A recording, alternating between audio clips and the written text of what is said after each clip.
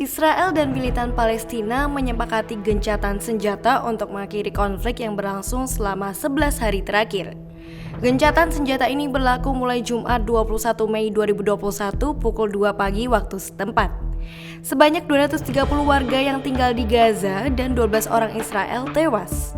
Lalu, apa itu gencatan senjata? Dikutip tribunnews.com dari KBBI, gencatan senjata adalah penghentian tembak-menembak, dalam hal ini tentang perang.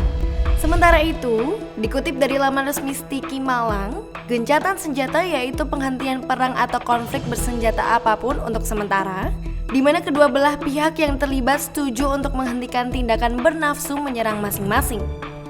Gencatan senjata bisa dinyatakan sebagai bagian dari akad resmi dan bisa juga tidak resmi. Contohnya, pada 25 Desember 1914, saat Perang Dunia Pertama, terjadi gencatan senjata tidak resmi karena Jerman dan Inggris ingin merayakan Natal. Tidak ada perjanjian yang ditandatangani selang beberapa hari perang berlanjut. Melansir dari beyondintractability.org, gencatan senjata adalah penghentian kekerasan sementara yang tidak menyelesaikan konflik besar, tetapi dimaksudkan sebagai langkah ke arah itu.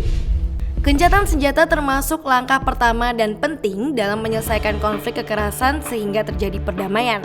Deklarasi tersebut mengubah landscape politik dengan memberikan periode pendinginan sebagai pembuka jalan untuk negosiasi masalah yang tidak dapat ditangani selama masa permusuhan.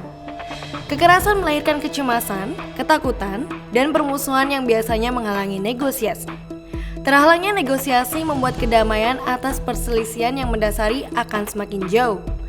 Sebaliknya, kekerasan berkelanjutan dengan pertumpahan darah hanya akan mendorong masing-masing pihak untuk mengejar strategi sepihak demi mampu menghancurkan lawan secara berlangsung. Untuk mengatasi efek polarisasi kekerasan, mungkin deklarasi gencatan senjata bersama atau sepihak menjadi hal yang penting. Tapi, tidak menutup kemungkinan bahwa deklarasi gencatan senjata akan rapuh rusak dalam beberapa bulan pertama. Hal itu tidak lepas dari komitmen politik masing-masing pihak. Gencatan senjata apapun bisa renggang karena ketegangan dan skeptisisme yang tinggi. Jika satu pihak tidak memiliki niat tulus untuk mencapai penyelesaian yang dinegosiasikan, seluruh proses akan terancam. Selain itu, gencatan senjata sering dimanipulasi sebagai alat untuk keuntungan politik atau strategis. Contohnya, satu pihak dapat menggunakan gencatan senjata untuk menyusun kembali kapasitas perang dan atau menggerakkan pasukannya ke posisi taktis yang lebih kuat. Gencatan senjata yang berhasil seringkali membutuhkan dasar kepercayaan di antara musuh. Seperti kesadaran bahwa kekerasan terus-menerus merusak diri sendiri, pengakuan atas peran seorang dalam menciptakan konflik atau empati terhadap musuh.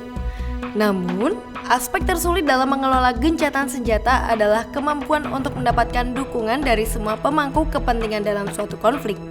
Gencatan senjata pada dasarnya tidak stabil.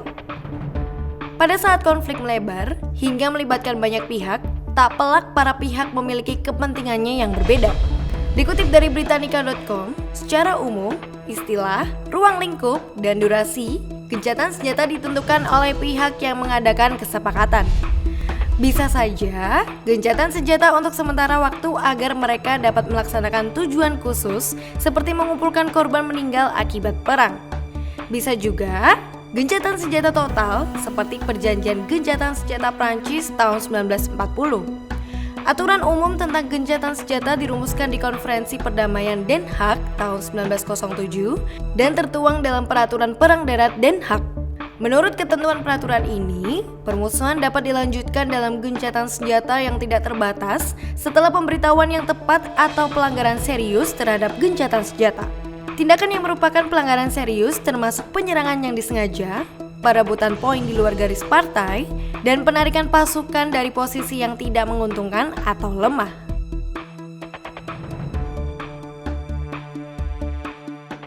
Terima kasih sudah nonton.